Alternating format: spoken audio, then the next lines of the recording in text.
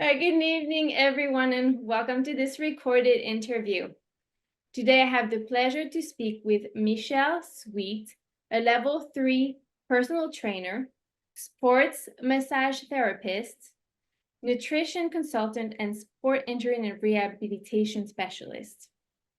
Michelle's brings over 20 years of experience in empowering individuals to achieve optimal fitness, health, and performance, as well as overcoming stress and recover from injuries and illnesses. Her experience spans multiple disciplines, including human physiology, exercise physiology, biomechanics, holistic nutrition, and mind-body well-being. I'm sure you'll have more to say. In today's interview, we will explore and discuss the optimal diet for the human species. Michelle, thank you so much for joining me today, and I'm very much looking forward for what you have to say.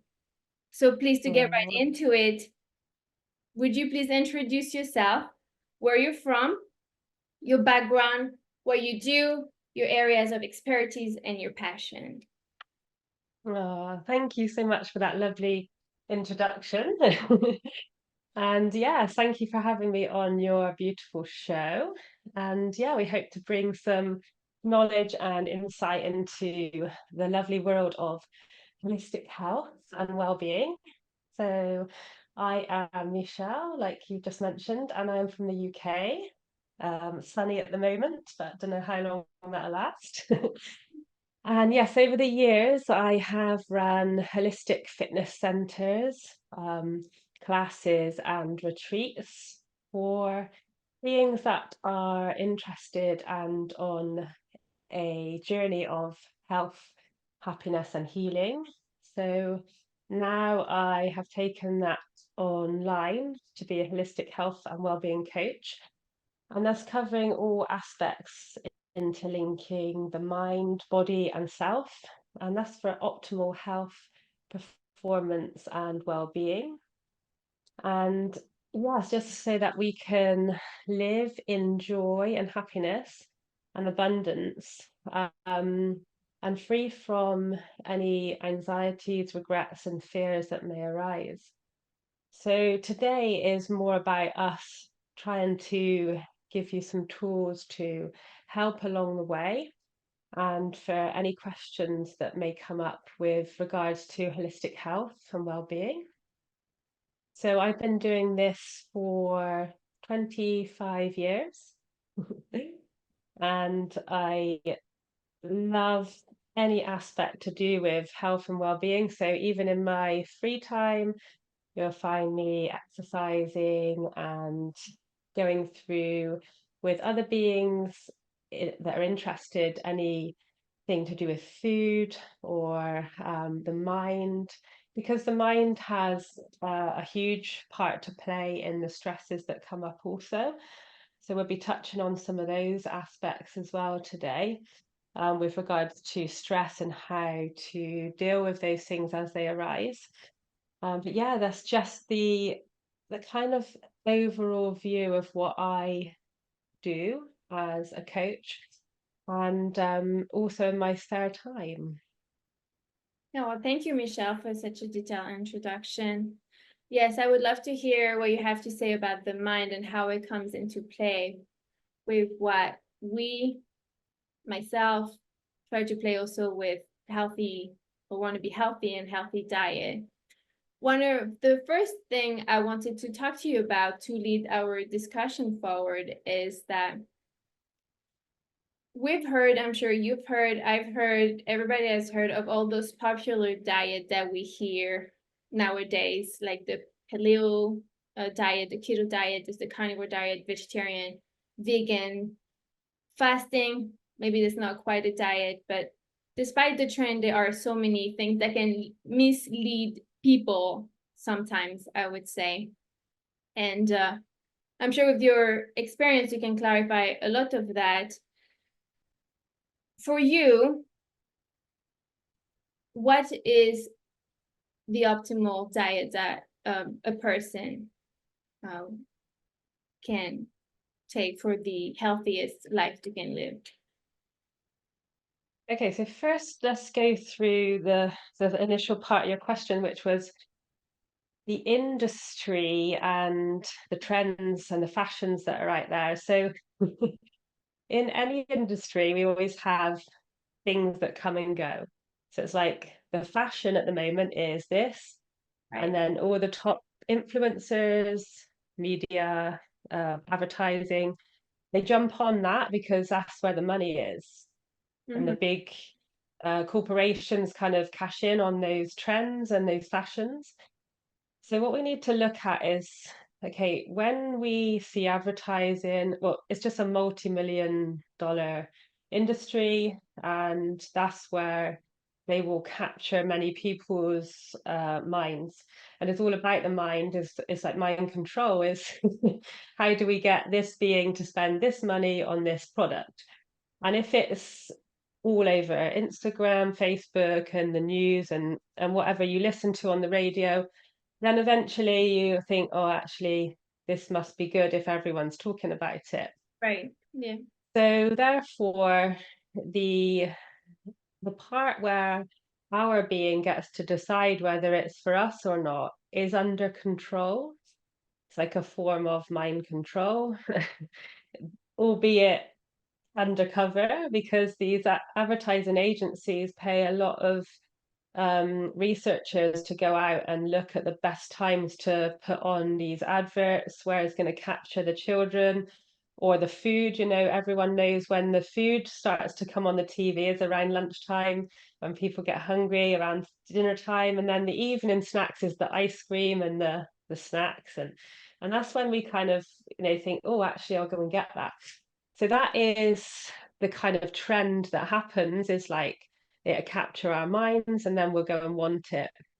So, things come and go as quickly as one, two, three, really. There's no right or wrong. It's the fact that you have to experience it to really know. So if it's fasting that you're kind of thinking, I'm interested in that, but I don't know enough about it, then the research is important. Have a look at people that have been through it, have done, their experience with it.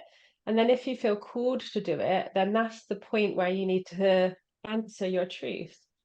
You'll only truly know if it's for you whether you decide to do it or not. Every other aspect is just a belief in what others are doing. And there's no right or wrong for that, because every being has such an individual journey that we can't say, okay, fasting is for you or vegan is for you, because you haven't walked that walk at the moment. Hmm. With any diet change or transition, we need to remember that there's going to be a period of detox and a period of die off, which would be like the candida die off, or the bacteria that has to transition within the gut. So you won't automatically feel the best over the first 2 weeks of any transition to any diet. And then we have to look at addiction, like caffeine and sugar. They cause a huge come down or um, cold turkey time to kind of transition through that stage where you get headaches and sometimes your skin breaks out. And this isn't to say it's not working, it's just a part of the transition that the body has to go through for a detox. And those things absolutely happen.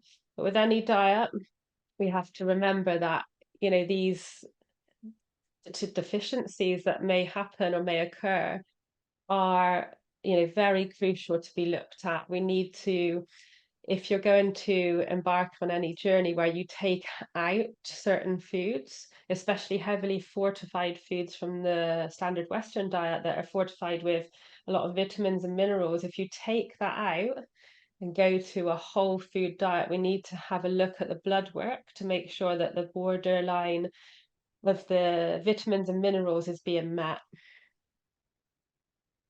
Well, there is a lot of things that came to my mind with just what you just said here. First, you talked about the the big industries that spent a lot of money in the advertisement and so on. But what I want to just bring up right here is that recently, and I've known that person just from far, and this person, she's trying to make a living, and she's a nutritionist, and I guess maybe it starts also with the school system and what we're being taught at school or in any educational program.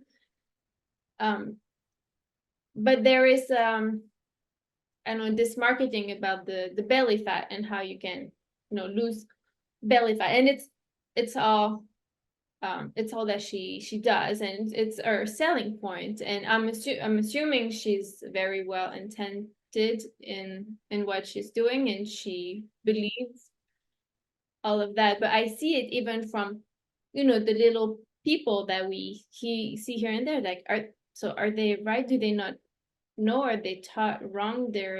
For me, it's also part of the confusion. As far as the overall big industries, I guess I understand, okay, yes, there's definitely some caching aspect coming in. But when it comes to even little YouTubes here and there is just so much information.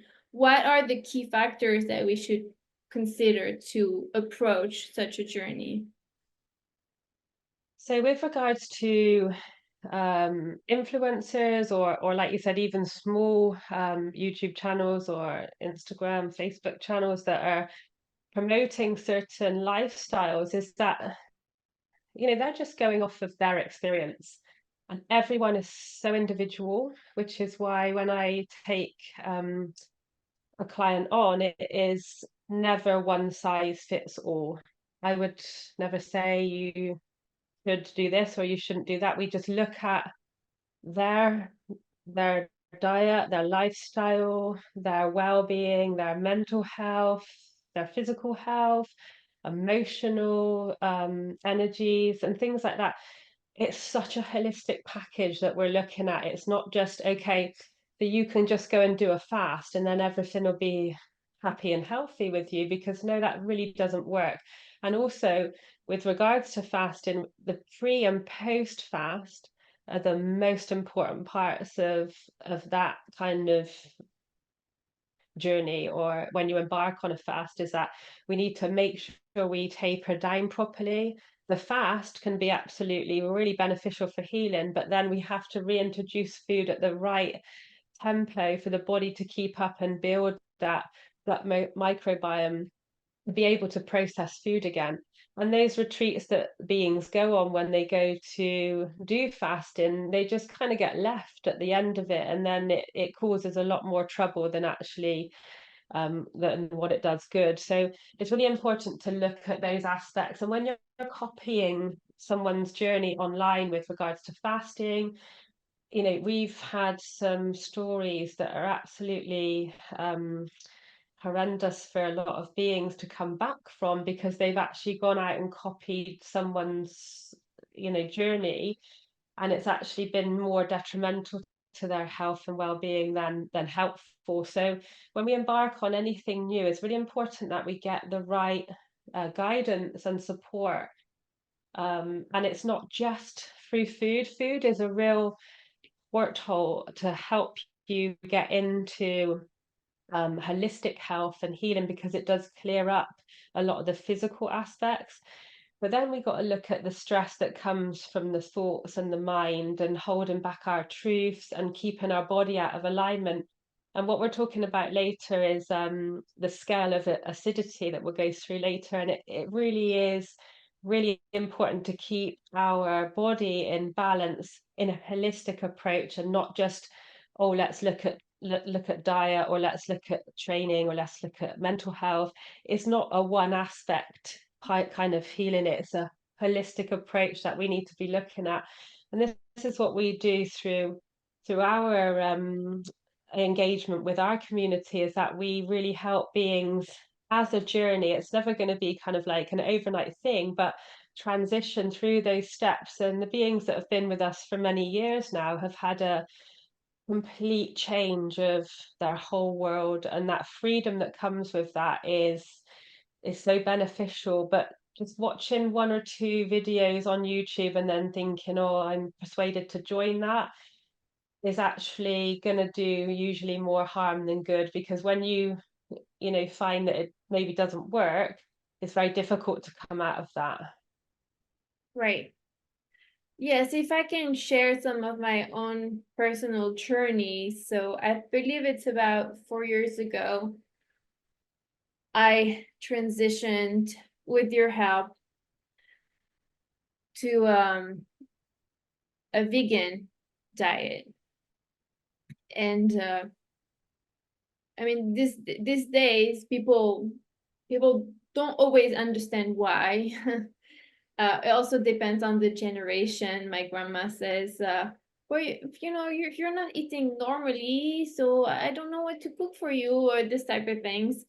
And I'm like, "Grandma, it's not I'm eating not normally, it's I'm eating differently." But in my journey, what has been the most important is what is the optimal food that my body needs. With the research that we have done, and I know you've mentioned it comes also with, a certain level of exercise and a certain level of mind work, that will, come in the discussion for sure, um, as we're talking.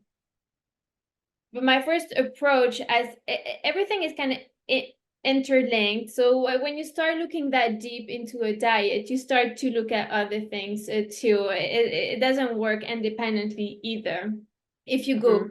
deep on the subject. And when I transitioned to vegan, and what still motivates me to this day, it is because it is what is the easiest way to process for our physiology, for our anatomy. And you mentioned, yes, just earlier, the acidity part, and maybe we're jumping ahead as far as discussion, but we can do some back and forth.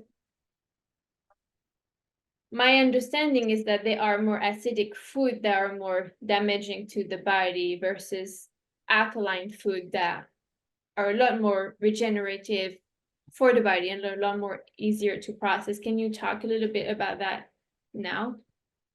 Sure. I think the main point that I'm going to get across first is because when you transitioned, you I wouldn't say that you eat a vegan diet because from my understanding, from what you eat is whole foods. You don't have, I mean, the vegan diet is quite heavily processed, Right. which would include a lot of preservatives, additives, sugar still. Right. Yeah. And from my understanding, you don't consume any of those products. Yes. So Sorry, I meant to yeah, mention it's not the vegan diet as we hear about it. It is a sure. very holistic food, and when we go to the market, we eat that, and we consume a lot of fruits and vegetables, and Yeah. avoid any sort of processed food or sugars.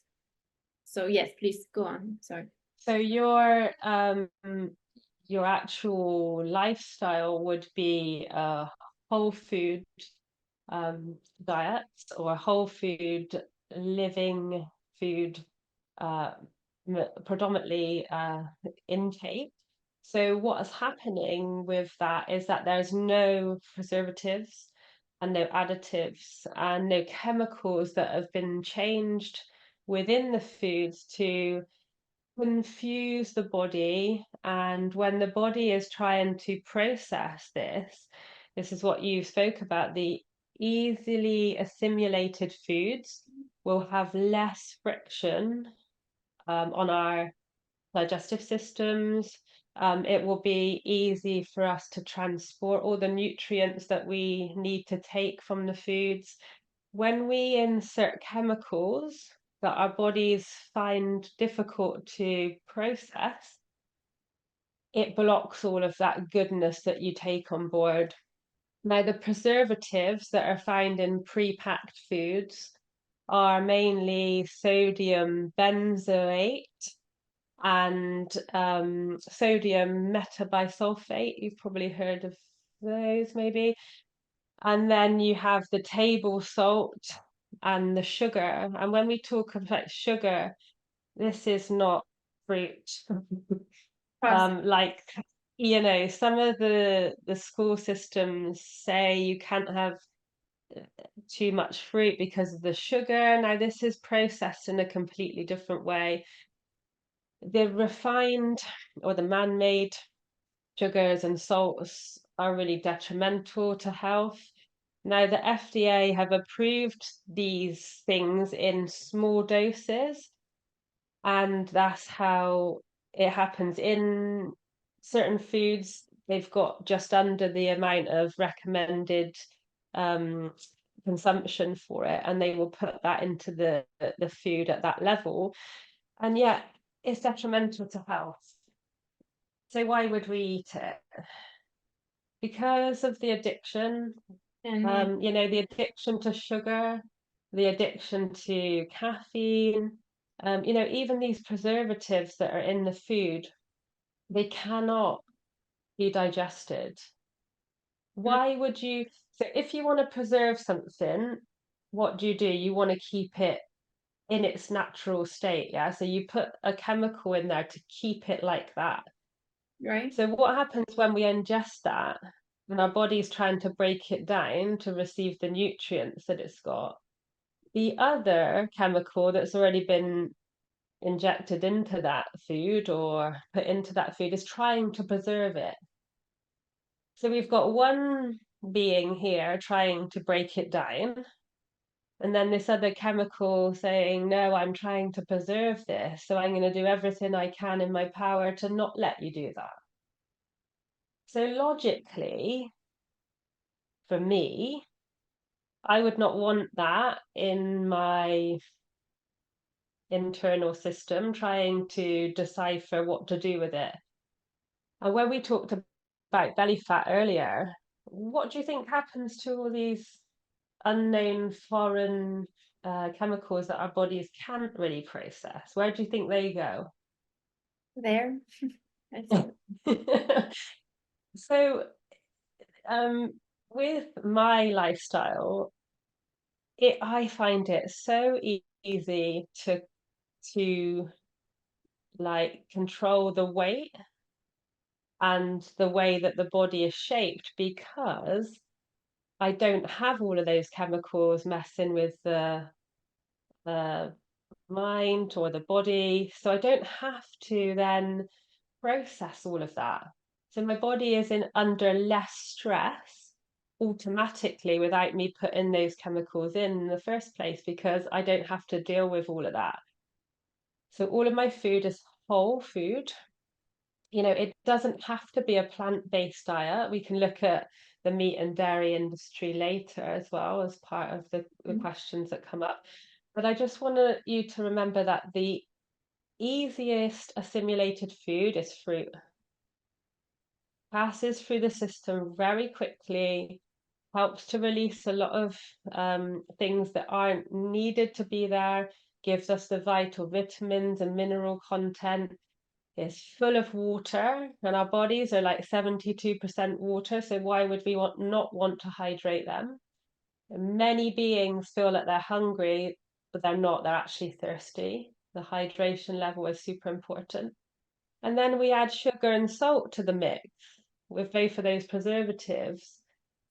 And that does even more damage. You look at a child that gets given a sweet, for instance, hyperactivity goes on for half an hour to an hour, and then they get a huge mood crash at the end of that, and then it's like this for them. It's a roller coaster of emotions, it's a roller coaster of highs and lows. They don't know, they're addicted to sugar because they get given it as a treat. It's like, oh, here you go, this is a treat for you, this is special for you. So it's made to be up on a pedestal. Now, our 8.5-year-old boy has never had a sweet in his life, never had chocolate, been on a whole food, plant-based diet since I was pregnant with him. How many times has he been to the doctors? Not once. All of his friends from his clubs, every other week, they're in the doctor's office for an earache, an infection, something wrong, they're a cold, they're a cough. this just does not happen in the world of whole food. It really doesn't. And that saying of let thy food be thy medicine and thy medicine be thy food? Yes. 100%. But those needs, so with what you're saying, they're very individual. What is the word? Not process, but it's an individual journey, and it may not work the same for everybody. And I suppose if you can clarify, I would be interested to hear sometimes the meats, because in my mind, the meats are among the most acidic food you can eat, along with the very processed food and the dairies that cause a lot of inflammation in the body. But you say sometimes this can be appropriate, or So with meat and dairy, it's a whole food. So in my personal opinion, if it's sourced correctly and ethically, 100%, if there's no health issues that you need healing from, it's not a problem. When we look at the acidity, we'll go into this a little bit now with the acidity and how the body breaks things down, is that our body likes to be right in the middle, like we spoke of, the balance of every system, no matter what system it is in the body, our body is working for us to get us back in line, in right, alignment. So if we eat something that's highly acidic, highly processed, and our body has to work so hard for a lot of hours to break it down, where is our blood going? Straight to the stomach. The digestive system comes first. right, So right, if we go and try and exercise after you've eaten a huge meal that's been cooked heavily, maybe even heavily processed, or a heavy meat source, and then we go and try and exercise or do anything with movement, our body's like, no, I just want to sit down here and have a quick little nap. right. Just, I don't want to go and exercise. I don't even want to go and walk. But when we've had a fruit juice or some fruit and a quick source of glycogen, glucose, which our body thrives on, what do you want to do? Get up, do a little dance, run around. You don't feel like you want to lie on the sofa and sit and watch TV. It's just not something that you want to do. So if we look at terms of the processing that the body has to do, all the blood will go to the stomach to process this amount of food that we're having. And then if there's any healing or any recovery that needs to happen, that just has to wait till later. Yeah, So when we have foods that are easily assimilated, the blood will do its job. It go to the stomach, process the food, and then be freed up straight away. work on other For things. Yeah. And this is why I say to beings, have a light meal in the evening, if at all. Make sure it's like, 6 o'clock and really no later if you're going to bed at, say, 10, so that your body can process it. And then you go to bed for the proper rest. Most beings have interrupted sleep. They can't get to sleep. They have insomnia. They have a lot of awake time or interrupted time of sleep because their body is still digesting food. And they've given a highly processed or a lot of energy to the body at the time when they need to rest. So what we're doing is we're actually keeping the body and the mind active when we should be calming down. Right. Yes, this is the whole idea that I'm living by, is to get the most easy if that's proper English, the easiest um, food to digest. As I explained it to people, I'm sorry, I'm going back and forth here, but we went out to have some Indian food the other day, and people were asking us because we were not eating the cheese or the meats, and I explained from my point of view is I want to have optimal food for my body, and I explained that what the reasons I'm doing this, because there's a lot of reasons. I mean, a lot of other people doing whole foods or just vegan. It's about the animal not dying, and this whole aspects. While I am Sure. considering a considerate of that, my main focus is I want to eat what is easiest for my body to process. That way it is in and out, let's say, Yeah. and my body can then regenerate in others area that may need help. So it's how I explain it to people. This is how I explain to them why I'm doing what I'm doing at the moment. Um, Perfect. but for everybody that is listening, would you say there is a principal misconception that most people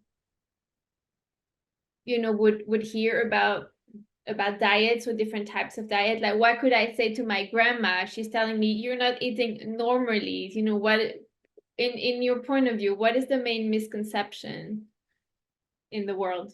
Okay, so like the way that I explain it to family or friends that are interested is when you bring logic to them, they they cannot have not an argument, but they cannot disagree with logic.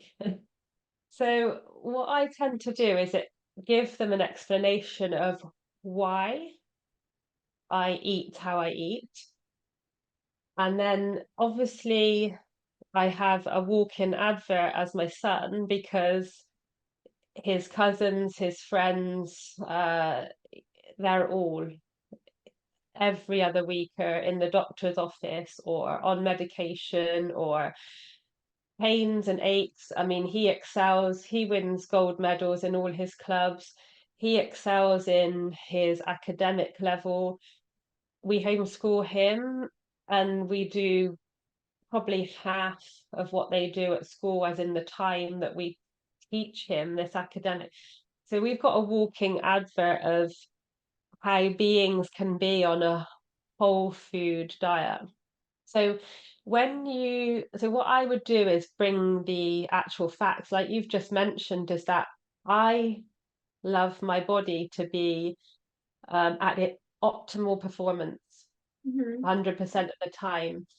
And if I went to have those normal foods that my grandmother would say are normal, I wouldn't get optimal performance out of this vessel. And I've been there and I've done that. And I know that I've had to pick up the pieces from that. And now, 12 years down the line, for these 12 years, I've been the same. I've not had to have any interactions with my GP. I've not had to sit there and have the common cold every 3 or 4 times a year.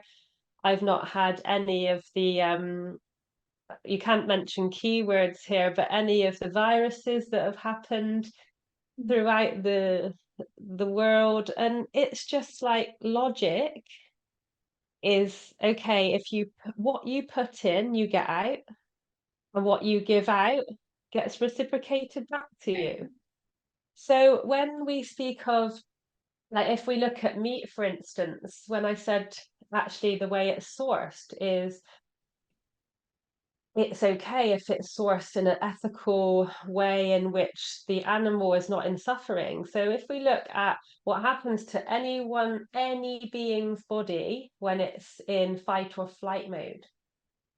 So adrenaline and cortisol rises very highly into the muscles when we are in fight or flight. So say for instance the animal is scared, which it would be in those situations of horrific conditions.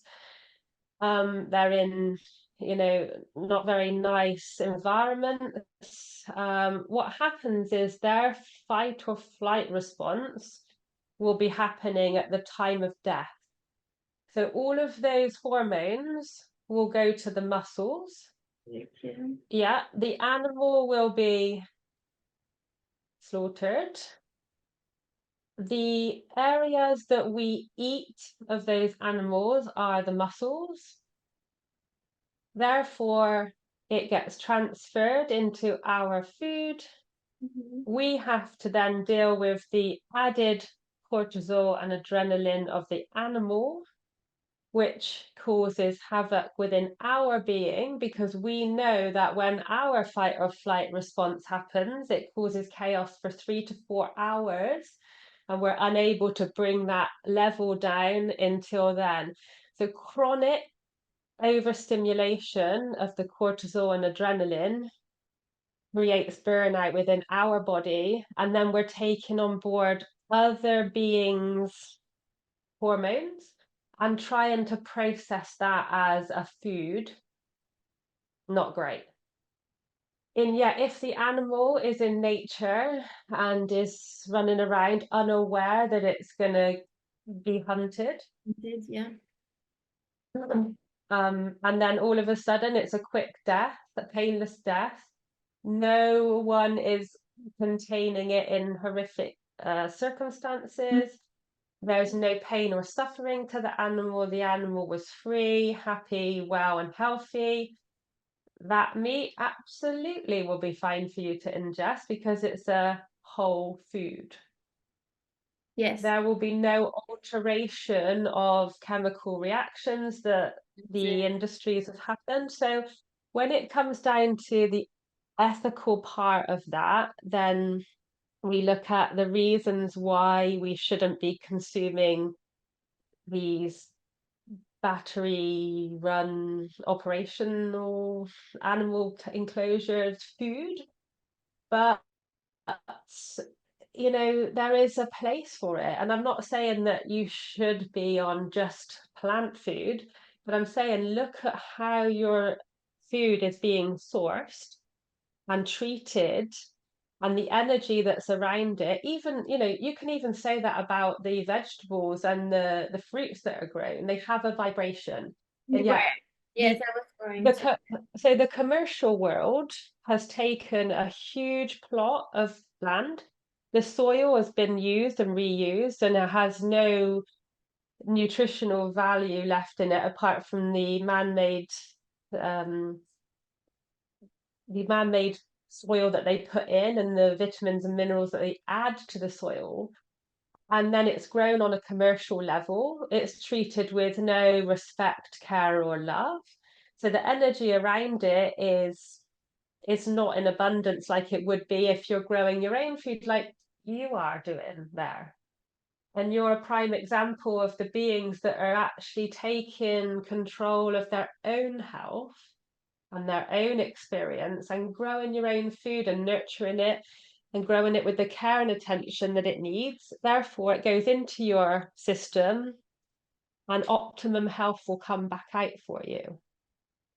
And then if one more point on that subject is that similar thing to the dairy, like I want to just touch on breastfeeding. If we link it to humans first and then look at the animal kingdom, it's exactly the same, but we're more conscious.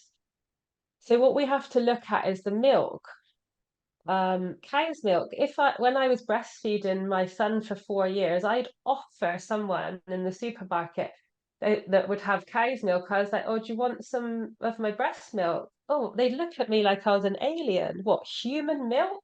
I wouldn't drink human milk. And yet they would drink milk from a cow, and they're happy with that because their idea of the advertising and the media that's happened, they've controlled the minds and said it's okay to do this.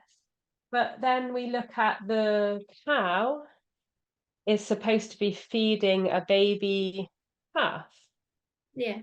but it's removed from its baby, therefore there's pain and suffering there. The baby cow is crying, the mother is, wanting to produce milk for the baby, and yet it's being forced to give the milk to this industry.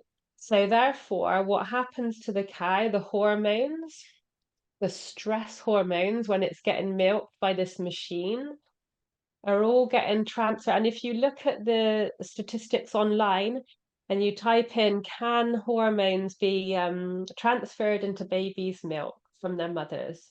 Absolutely, yes. Mm. So all the hormones of the stress hormones of the animal is getting transferred into the milk. And then what do our babies do? They have the milk, the stress hormones are all there, and then we wonder why there's a lot of illnesses within children nowadays. Yes, it was actually my next question to you was the dairy part, because the example I gave my grandma actually when she asked me the question, and that goes back when I was 18 years old.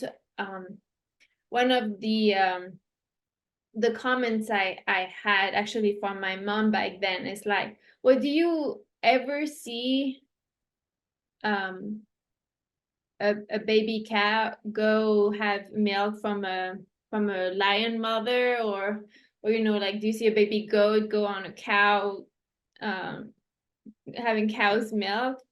Like, humans are not designed even to have milk, I think, past the childhood ever, because No, no adult cow go have more milk on another yeah, pregnant cow. yes. That was the logical example I have given from my grandmother when she asked the question, like, yeah, do you see any animals, adult, feeding on their parents' milk? Very strange. That would look very strange. Right. And also, and bringing it back to that point as well, which is a great way to explain to other beings that, it's just not what we do, is that the children they call milk teeth in the UK. I don't know if they call it, in France and that, but they're called Yeah. milk teeth here. Yeah. And they are exactly for that. That's why they fall out as well, because they no longer have milk past the ages of 6. Mhm. I fed my little boy up to 4, and we decided to stop because it was just so many calories that I had to eat all the time, because it is like that with pregnancy and breastfeeding. But he would have just carried on feeding, I think, up until about 6 if I would have carried on with him. And it's a bonding that you